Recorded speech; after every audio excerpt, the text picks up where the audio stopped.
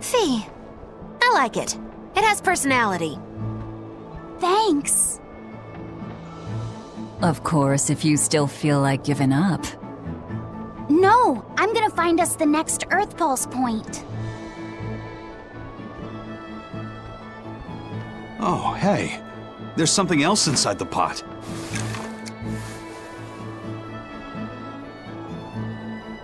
This golden luster, it's orichalcum! I get it now. This must be where that ship sank all those years ago. The one Kurogane told us about. Hell yeah! Kurogane might actually be able to make me an orichalcum sword. Nice find, Aizen. You too, Laphicet. It wasn't easy, but we didn't come away empty-handed. And just getting a chance to fish again was lots of fun. Yeah, I had a really good time too. Even I was entertained. Especially your little costume show, kiddo.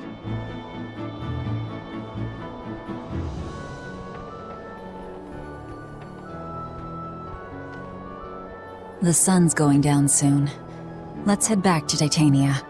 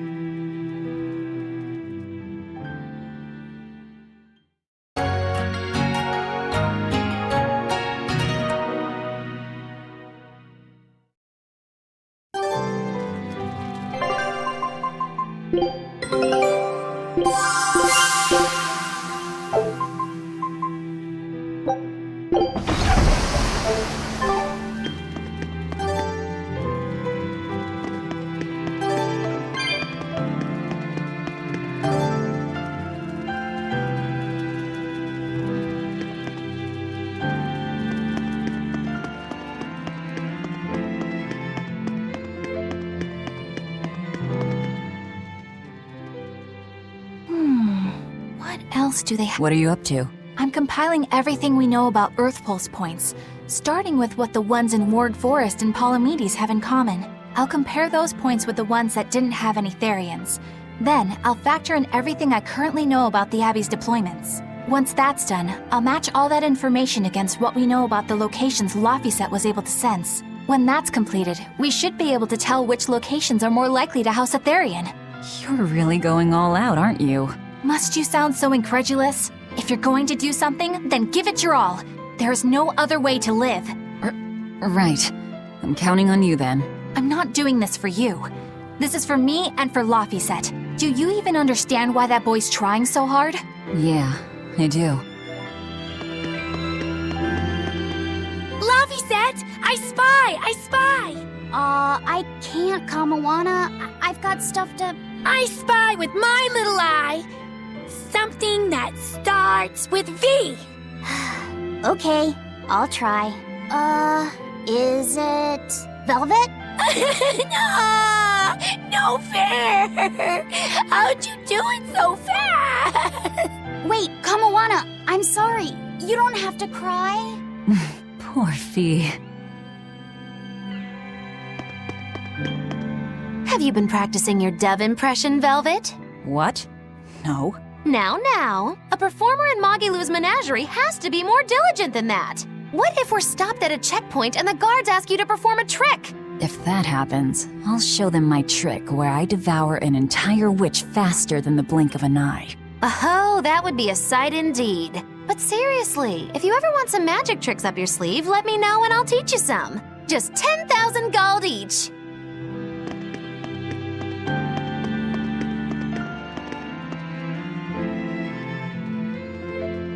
Oh, hey, Vel... Doesn't matter to me. But do you really think you can make a weapon with that? I don't know. What does the expert think? Conventionally, no, it's impossible. But when has convention ever stopped a demon? I won't argue that. We're dealing with the hardest metal in existence. But I'm ready to cast aside all doubt, to focus everything on forging my greatest creation. If anybody can do it, it's you. Good luck, Kurogane. Yeah, best of luck. If you can...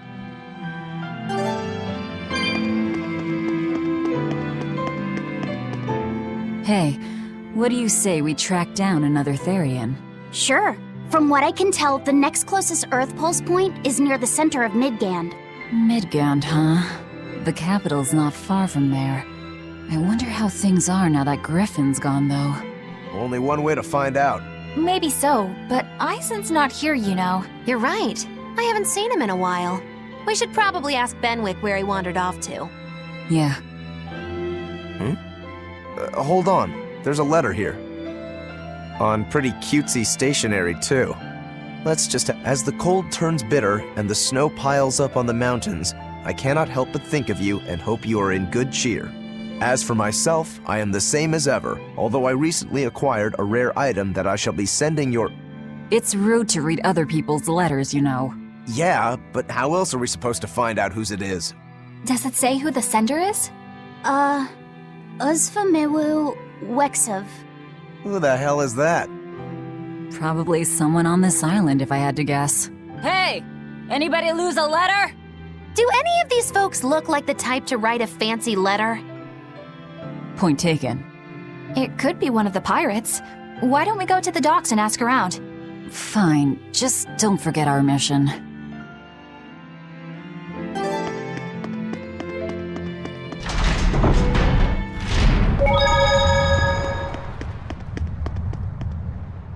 No reply this time either? But she's doing okay.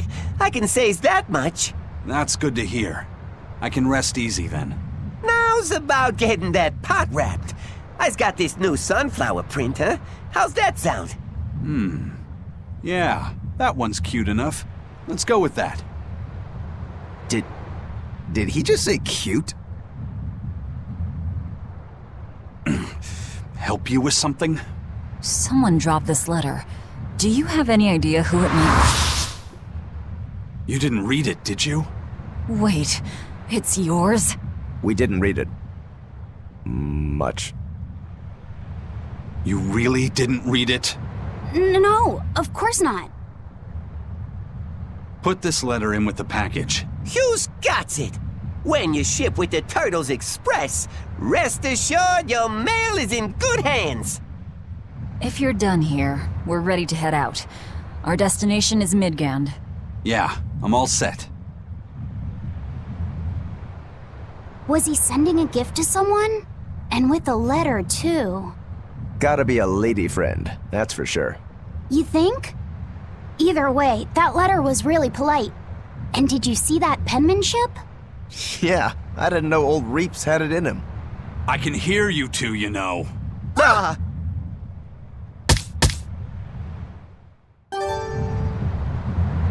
I noticed you've come up with your little name for the kid. You sure are the sentimental type, aren't you? Oh?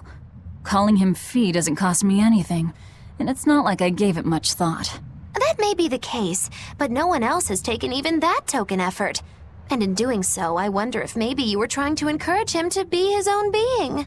After all, one requires a name before he can consider his own identity. Having been given a name, he realizes he is his own entity, separate from others, and a certain formless essence comes to life inside him. And you're the one who set that process in motion for the kid. Whether you intended to or not, you changed him from a puppet into a living being. So what's your point? I've been with you since the start of this journey, haven't I? Wouldn't kill you to give me a nickname, would it? I've never really thought of us as being that close. And besides, you just forced your way into the group. Come now! I know you've got a bigger heart than that! Surely you have it in you to give a nickname to a dear friend! We're not dear friends. And even if we were, I'm not good at nicknames anyway. Please, I'm begging you! Okay then. Moggy. Oh, come on, that's so obvious! Can't you put some heart into it for your dear friend? Fine. Lou. Do I look like an old man to you? You're not even trying! Okay then. Witchy McWitcherson. Interesting.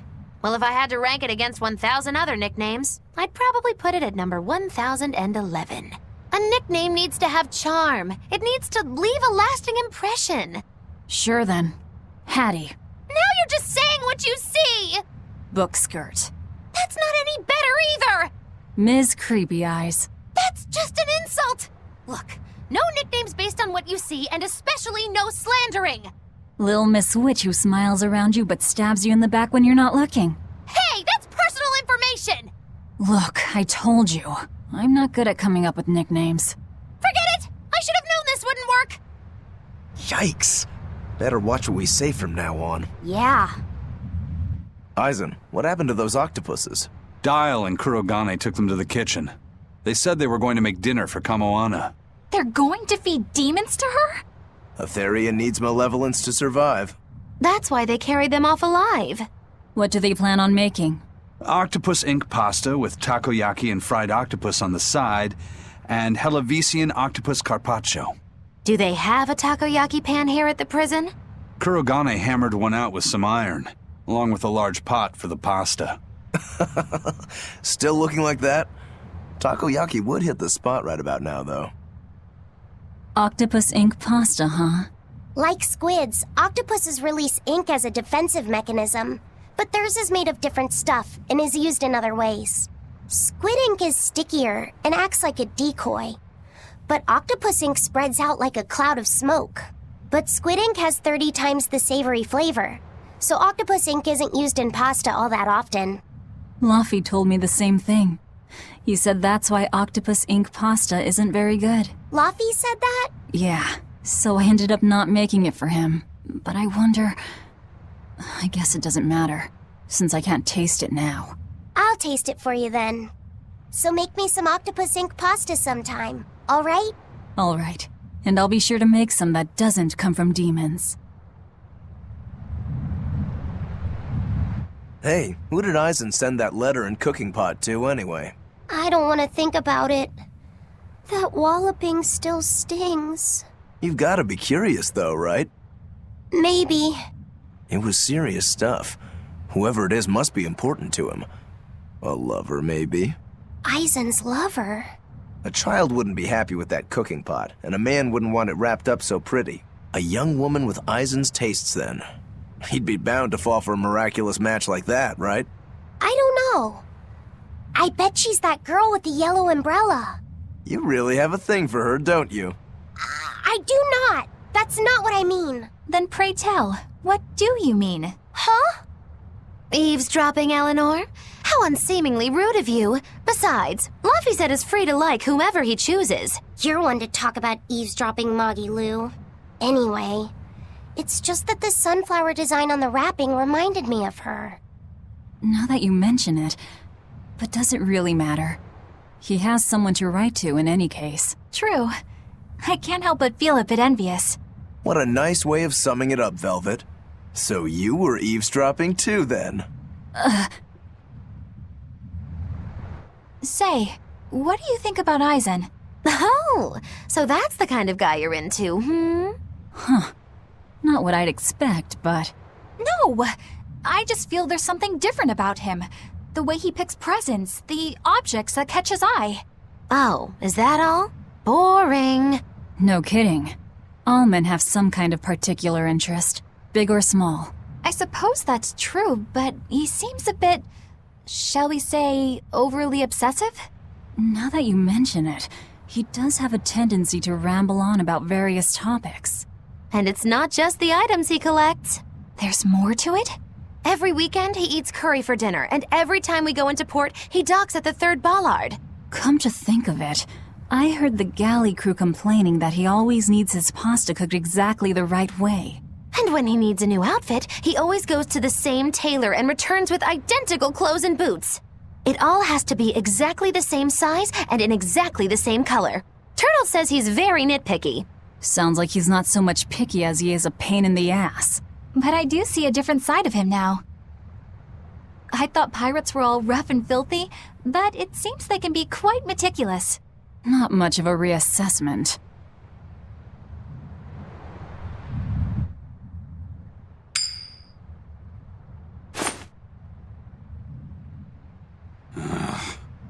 It must not feel great only ever getting tails, I bet. Nah, I don't really mind that much. It's way too late for me to start letting that bother me. Yeah, but wouldn't it be nice to get heads at least once? Hell, I know I'd like to see that, and I bet Laffy said here does too. Yeah, I do. Right? That's why I've brought something a little special. Ta-da! What's so special about that coin? It looks identical to the one Eisen already has. The front side does, yes. But both sides of the coin are actually heads. I had Kurogane make it for me custom. If both sides are heads, then not even the Reaper's curse can stop it. Well, yeah, but that's cheating. What's the point in getting heads if it's rigged that way? It's not cheating. It's called effort and hard work. How? If you always work hard and never give up, you'll make your own way forward. All right, I'm in. I'll get that heads for you.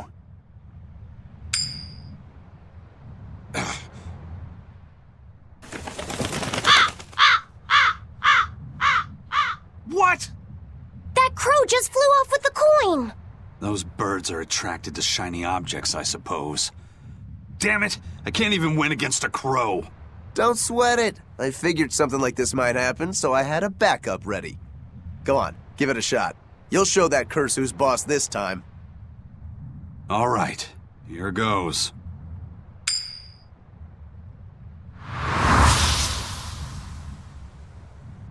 I don't believe it! Now Prince Percival's griffin's gone and eaten the other coin right out of the air! Are you kidding me? Not to worry, I've got a spare backup. It's time to put that curse on notice. Right. Here I go.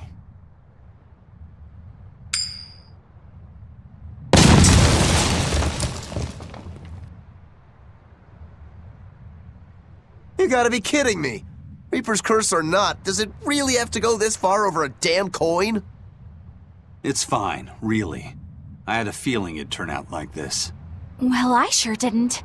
Yeah, me neither.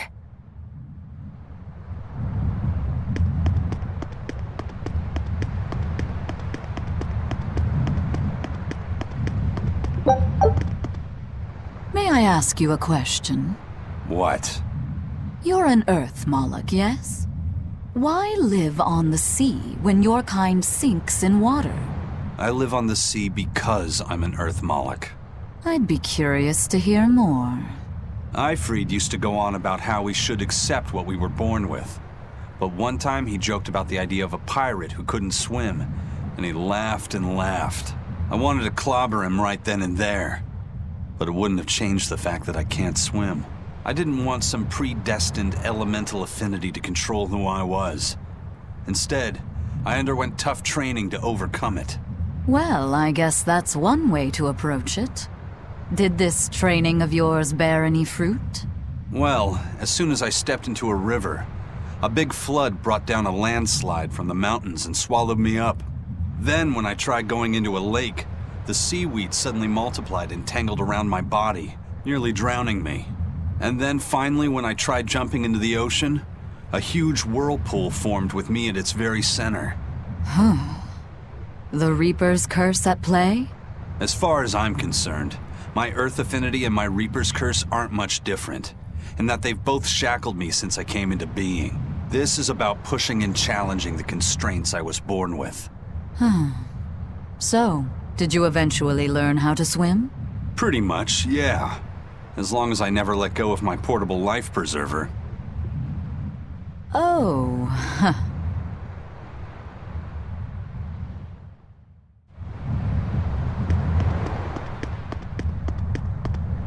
Hey, Eisen, is there, anything we can do about the Prince's hawk?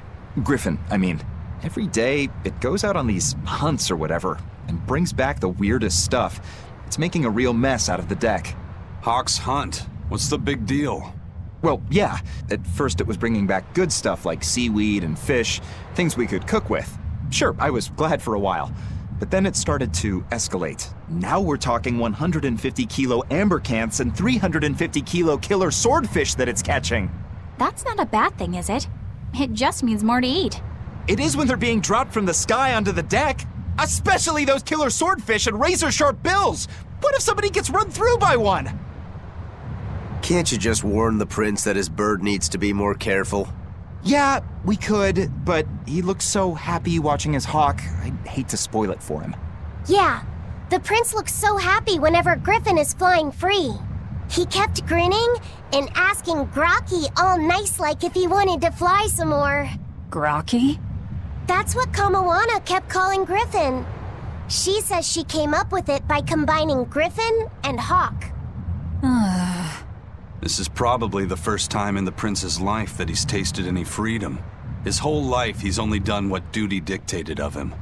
Letting Griffin fly was his first free act. To the prince, Grokky's an extension of who he is. So what are we going to do? Nothing, really. It's not like it really hurt anybody. But it's punctured some major holes on the deck! I'm sure even the prince knows when to rein it in. Let him have a little fun. He deserves it.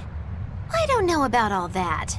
I'd say the prince is letting his newfound freedom get the better of him. Hey, I was just up on deck and it looks like Griffin's caught an elephant tuna this time. An elephant tuna?